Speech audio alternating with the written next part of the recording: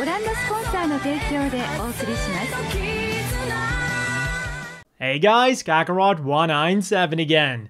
This time with an unboxing and review of the Figma UMP9 of the Girls Front video game, also known in Japanese as Dolls Front. And this figure was provided to me by Mecha Japan, so if you use my code KKOT5, you will get a 5% discount on your next purchase there.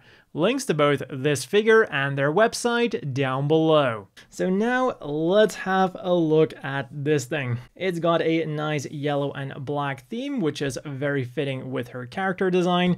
And we of course already see the figure inside of the box. Then on either side, you will have a nice full body shot of the figure, so it'll look nice on your shelf if you decide to store it like that. And also on the top, again, if that is how you like to store your boxes. Then on the back, we have an overview of all of the cool poses she can make and also all of the accessories that we're getting. Now, even though the box does say that this is a non-scale action figure, it is essentially a 1/12 scale figure. So now let's see what the figure itself is like and open this thing up.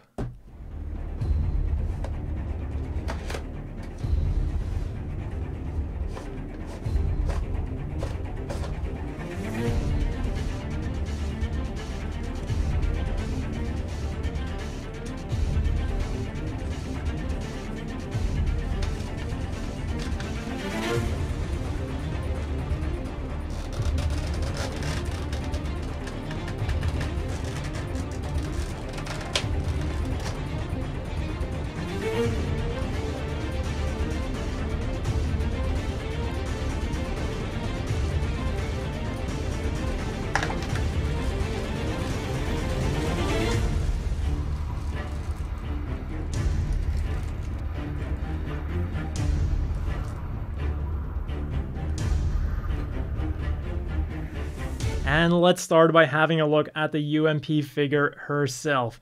And basically, it is the max factory quality that we have come to expect. She looks really nice. There's a lot of detailing that is excellently painted. Like even the small little belt buckles there on her legs are really nicely done. And the hair also has like a gradient going on. It gets darker as we go lower on those twin tails. And then the boots are also nice and shiny to kind of give them a faux leather look. So they really did UMP9 here justice. Then as far as the articulation is concerned, it is basically what you'd expect from a Figma. It goes a little bit up and down, rotates around all the way, and those bangs don't get in the way nearly as much as you'd think they do. Then the twin tails are on ball joints. Just be a little bit careful with them because, well, they are rather small there. You wouldn't want to accidentally disconnect those twin tails. Then the shoulders are double jointed, they'll go a little bit up and down, some forwards and backwards, will of course rotate around all the way. Then the elbows are single jointed, go up about that far. The hands are on the usual Figma style joints.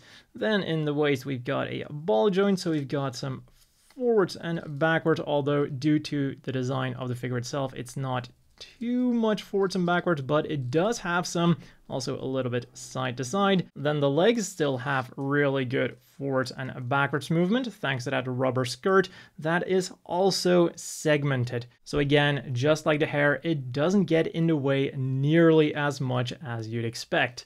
Then outwards movement is also really nice, rotates around a little bit, bends at the knee on only a single joint, but that single joint really does the works. And then the feet go nicely forwards and backwards, rotate around, and will also go side to side depending on how you rotate them. So far that's a lot of justice done to this figure.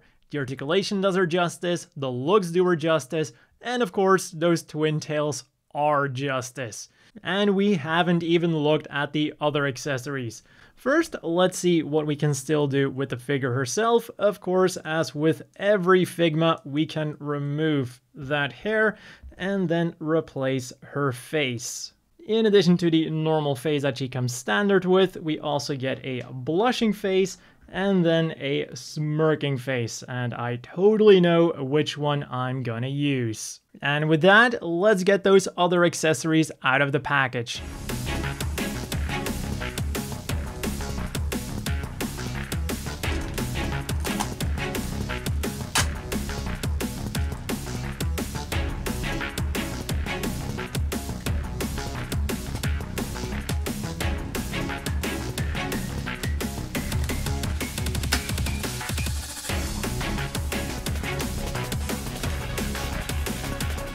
And her main accessory is, of course, the UMP9 submachine gun.